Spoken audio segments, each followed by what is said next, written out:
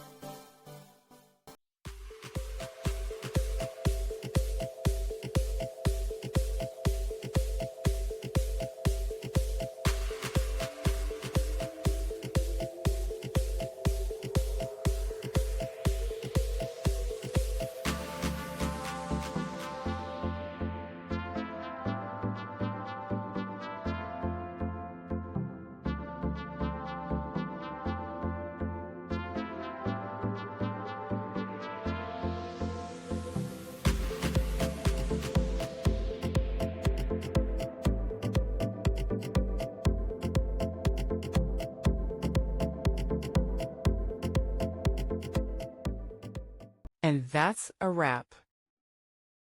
I hope you found the answer you were looking for. If you did, take a second to hit that subscribe button. It really helps out.